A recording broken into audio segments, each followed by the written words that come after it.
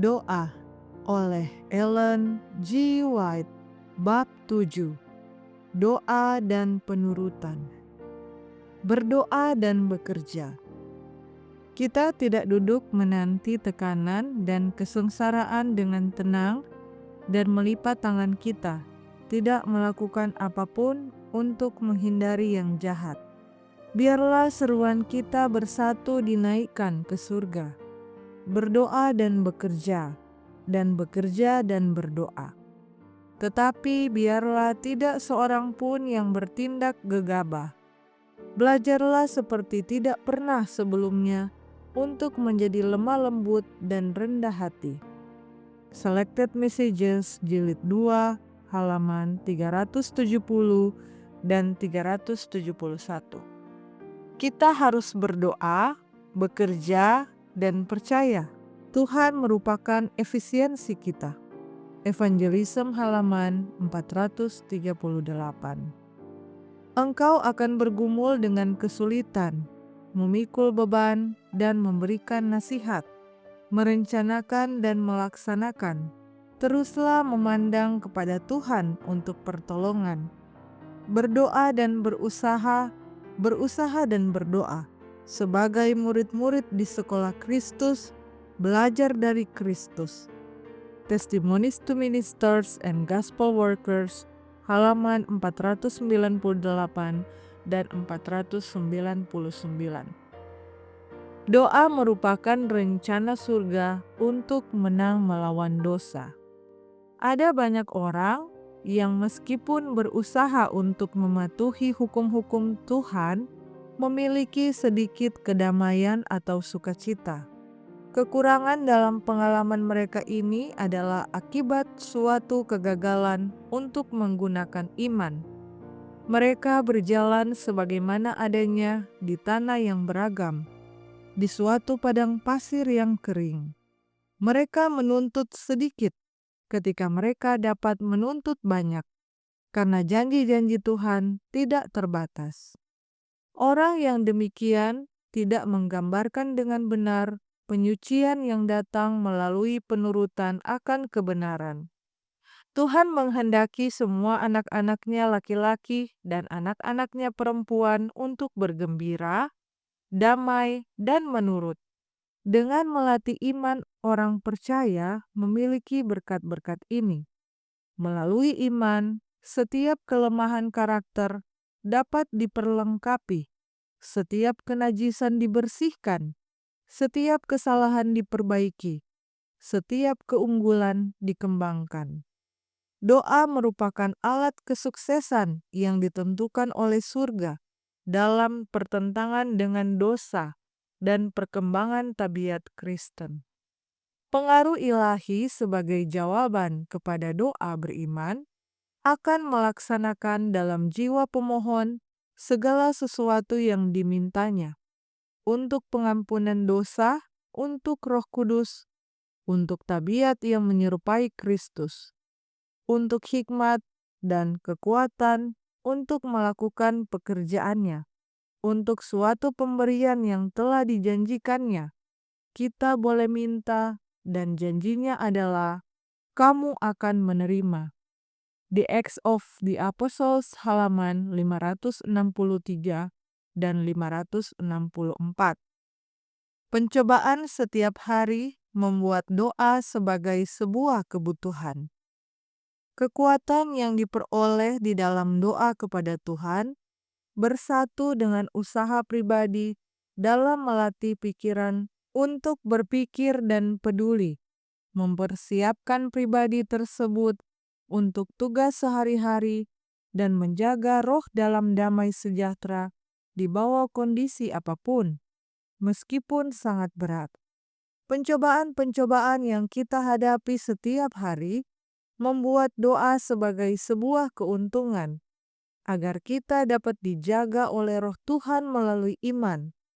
Keinginan pikiran seharusnya terus naik dalam doa, dalam hati untuk pertolongan, untuk terang, untuk kekuatan, dan untuk pengetahuan. Tetapi pikiran dan doa tidak dapat menggantikan perkembangan waktu yang tulus dan beriman. Pekerjaan dan doa sama-sama dibutuhkan dalam menyempurnakan karakter Kristen. Testimonies for the Church, Jilid 4, halaman 459. Doa setiap hari mengubah kesalahan menjadi kemenangan. Jika seseorang yang setiap hari bersekutu dengan Tuhan menyimpang dari jalan kebenaran, jika untuk sesaat ia memalingkan pandangannya dari Yesus, bukan karena ia dengan sengaja berbuat dosa. Bila dia melihat kesalahannya dan berbalik kembali dan memusatkan pandangannya kepada Yesus dan kenyataan bahwa dia telah bersalah, tidak membuat dia kurang berharga di hati Tuhan. Ia tahu bahwa dia telah bersekutu dengan Juru Selamat. Dan bila kesalahannya ditegur dalam sesuatu tindakan pengajaran, dia tidak berjalan dengan bermuram durja dan bersungut kepada Tuhan, tetapi mengubah kesalahannya menjadi sebuah kemenangan. Dia mendapatkan pelajaran dari perkataan sang guru dan waspada agar jangan tertipu kembali. The Review and Herald, 12 Mei tahun 1896. Kristus merupakan pengantara doa antara kita dengan Bapa. Kristus adalah mata rantai penghubung antara Bapa dan manusia. Dia telah menjanjikan perantaraannya. Ia menempatkan seluruh kebaikan kebenarannya pada sisi pemohon. Ia memohon bagi manusia, dan manusia di dalam kebutuhannya akan pertolongan ilahi, memohon bagi dirinya sendiri di hadapan Bapa, menggunakan pengaruh dari Dia yang memberikan hidupnya bagi kehidupan dunia. Sementara kita menyatakan penghargaan kita terhadap kebaikan Kristus di hadapan Bapa, wewangian diberikan kepada perantaraan kita. Sementara kita mendekati Bapa melalui kebaikan kemurahan penebus, Kristus menempatkan kita dekat dengan sisinya, melingkupi kita dengan lengan manusianya, sementara dengan lengan ilahinya, Dia meraih tahta kekekalan. Dia meletakkan rahmatnya sebagai dupa yang harum di dalam ukupan tangan kita, agar supaya menaikkan permohonan kita. Ia berjanji untuk mendengar dan menjawab permohonan kita. Ya, Kristus telah menjadi perantara doa antara manusia dan Bapa. Dia juga telah menjadi perantara berkat antara Bapa dan manusia. Dia telah menyatukan surga dan manusia. Manusia perlu bekerja sama dengan Dia untuk keselamatan jiwa mereka, dan kemudian membuat usaha yang sungguh-sungguh dan penuh ketekunan untuk menyelamatkan mereka yang hampir mati. Testimonies for the Church, Jilid 8, halaman 178. Sementara imam besar memercikkan darah yang hangat di atas tutup pendamaian, sementara awan dupa yang wangi naik ke hadapan Bapa, begitu juga sementara kita mengakui dosa-dosa kita dan memohon kebaikan darah Kristus yang mendamaikan, doa-doa kita naik ke surga dan menjadi wangi oleh kebaikan karakter Juru Selamat kita. Meskipun kita tidak layak, kita harus mengingat bahwa ada seseorang yang dapat menghapus dosa, yang bersedia dan ingin menyelamatkan orang berdosa. Dengan darahnya sendiri, Ia membayar hukuman untuk semua orang berdosa. Setiap dosa yang diakui di hadapan Tuhan dengan suatu hati yang menyesal, Ia akan hapuskan. Meskipun dosamu merah seperti kirmisi, akan menjadi putih seperti salju. Meskipun berwarna merah seperti kain kesumba, akan menjadi putih seperti bulu domba. The Review and Herald, 29 September tahun 1896. Doa menjadi tidak berarti jika terdapat dosa yang disengaja di dalam hati. Kasih karunia Tuhan yang membawa keselamatan telah datang kepada semua orang, mengajarkan kita agar menyangkal ketidaksalehan dan hasrat dunia. Kita harus hidup dengan penuh kesadaran, kebenaran, dan kesalehan dalam dunia sekarang ini. Kristus berkata, "Karena itu haruslah kamu sempurna, sama seperti Bapamu yang di sorga adalah sempurna." Apa artinya doamu apabila engkau mengindahkan kesalahan di dalam hatimu? Kecuali engkau membuat suatu perubahan yang menyeluruh. Engkau tidak lama lagi akan menjadi lelah dengan teguran, sebagaimana halnya anak-anak Israel. Dan seperti mereka, engkau akan murtad dari Tuhan. Beberapa dari antaramu mengindahkan teguran secara perkataan, tetapi di dalam hati engkau tidak menerimanya.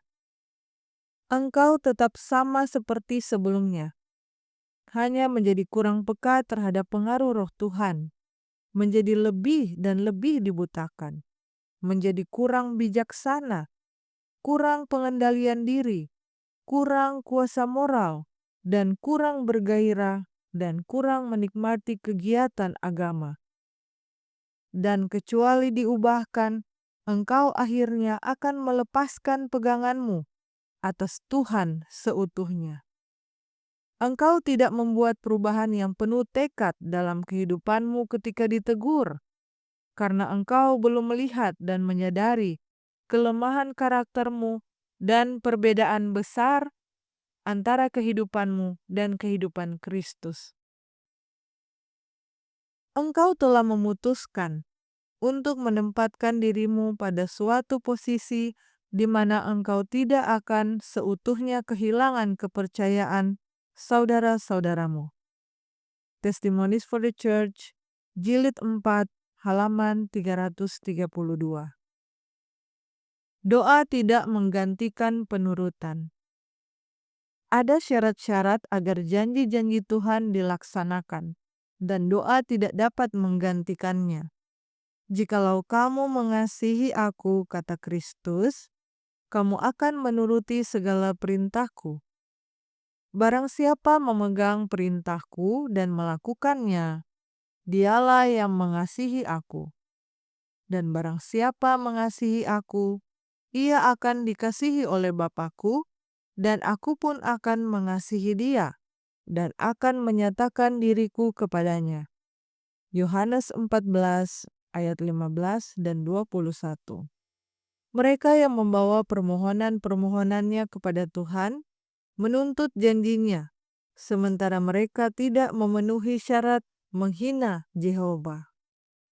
Mereka membawa nama Kristus sebagai otoritas untuk dipenuhinya janji, tetapi mereka tidak melakukan hal-hal yang akan menunjukkan iman dalam Kristus dan kasih kepadanya. Banyak orang mengorbankan syarat penerimaan dengan Bapa. Kita perlu memeriksa dengan seksama tindakan percaya ketika kita mendekati Tuhan. Jika kita tidak menurut, kita membawa sebuah cek untuk dicairkan. Ketika kita tidak memenuhi syarat-syarat yang membuatnya dapat dicairkan, kita menyampaikan kepada Tuhan janji-janjinya dan memintanya untuk memenuhinya. Ketika melakukan hal tersebut, ia akan tidak menghormati namanya sendiri. Janjinya adalah, "Jikalau kamu tinggal di dalam aku dan firman-Ku tinggal di dalam kamu, mintalah apa saja yang kamu kehendaki, dan kamu akan menerimanya." Yohanes 15 ayat 7. Dan Yohanes mengatakan, "Dan inilah tandanya bahwa kita mengenal Tuhan, yaitu jikalau kita menuruti perintah-perintahnya. Barang siapa berkata, 'Aku mengenal Dia,' tetapi ia tidak menuruti perintahnya, ia adalah seorang pendusta, dan di dalamnya tidak ada kebenaran." Tetapi barang siapa menuruti firman-Nya, di dalam orang itu sungguh sudah sempurna kasih Tuhan. Dengan itulah kita ketahui bahwa kita ada di dalam Dia. 1 Yohanes 2 ayat 3-5. Christ Object Lessons halaman 143 dan 144. Kita harus percaya bahwa Tuhan mendengar dan kemudian hidupkan doa-doa kita. Anak-anak dan orang muda dapat datang kepada Yesus dengan beban-beban dan kebingungan mereka dan mengetahui bahwa Ia akan menghormati permohonan mereka kepadanya dan memberikan mereka segala sesuatu yang mereka butuhkan. Bersungguh-sungguhlah dan teguh. Sampaikan janji-janji Tuhan dan kemudian percaya tanpa sebuah keraguan. Jangan menunggu untuk merasakan sebuah perasaan khusus sebelum engkau berpikir bahwa Tuhan menjawab. Jangan menandai beberapa cara tertentu di mana Tuhan terus mengerjakan bagimu sebelum engkau percaya bahwa engkau menerima hal-hal yang engkau minta darinya. Tetapi percayalah firman-Nya dan serahkan segala perkara dalam tangan Tuhan dengan iman yang penuh bahwa doamu akan dihormati dan jawaban akan datang pada waktu yang tepat dan dengan cara di mana Bapamu yang di surga melihatnya baik untukmu. Dan kemudian hidupkan doa-doamu. Berjalanlah dengan rendah hati dan terus melangkah ke depan. Messages to Young People, halaman 123. Doakan kasih karunia untuk melawan pencobaan. Dalam kehidupan sehari-hari, engkau akan menemui kejutan-kejutan, kekecewaan, dan pencobaan yang tiba-tiba. Apa kata firman Tuhan? Lawanlah iblis dengan kepercayaan yang teguh kepada Tuhan, maka ia akan lari daripadamu. Biarlah mereka yang memegang kekuatanku, sehingga mereka dapat berdamai dengan aku, dan ia akan berdamai dengan aku. Pandanglah kepada Yesus pada segala waktu dan dimanapun. Naikkan sebuah doa dalam hati dari sebuah hati yang tulus, sehingga engkau dapat mengetahui bagaimana melakukan kehendak-Nya. Kemudian ketika musuh datang bagaikan banjir, Roh Tuhan akan meninggikan sebuah standar bagimu untuk melawan musuh. Ketika engkau hampir siap untuk menyerah, kehilangan kesabaran dan pengendalian diri, menjadi keras dan berkhianat, menyalahkan dan menuduh, inilah saatnya bagimu untuk menaikkan doa ke surga. Tolong aku ya Tuhan, untuk melawan pencobaan, untuk membuang segala kepahitan dan amarah, dan berbicara jahat dari hatiku. Berikan kepadaku kelemah lembutan-Mu, kerendahan hati-Mu, panjang sabar-Mu, dan kasih-Mu. Jangan biarkan saya tidak menghormati penebusku, salah menginterpretasikan perkataan dan motif istriku, anak-anakku, dan saudara laki-laki dan perempuanku di dalam iman. Tolonglah saya untuk menjadi baik, penuh rasa kasihan, penuh kasih mesra dan mengampuni. Tolonglah saya untuk menjadi seorang pengikat keluarga yang sesungguhnya di dalam keluargaku, dan untuk merepresentasikan karakter Kristus kepada orang lain. The Adventist Home, halaman 214 dan 215. Kita mengetahui bahwa bahaya dan pencobaan yang menimpa orang-orang muda pada zaman ini tidak saja sedikit atau kecil. Kita hidup dalam suatu zaman yang apabila hendak menolak kejahatan, memerlukan doa dan kewaspadaan yang tetap. Firman Tuhan yang berharga merupakan standar bagi orang-orang muda yang mau berlaku setia kepada Raja Surga.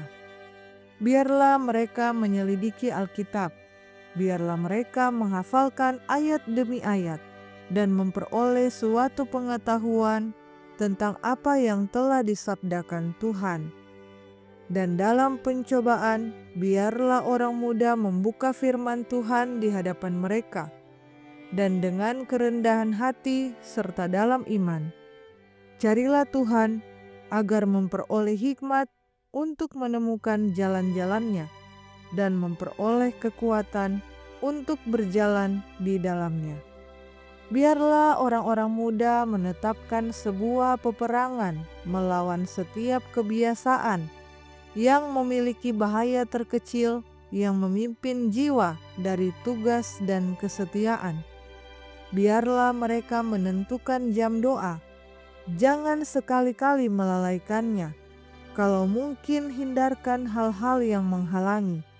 Jika mereka pergi ke medan pertempuran dengan memanjakan kebiasaan-kebiasaan jahat mereka, sebagaimana sebelum mereka menyatakan bersatu dengan Kristus, mereka akan segera jatuh sebagai mangsa yang empuk kepada penipuan setan.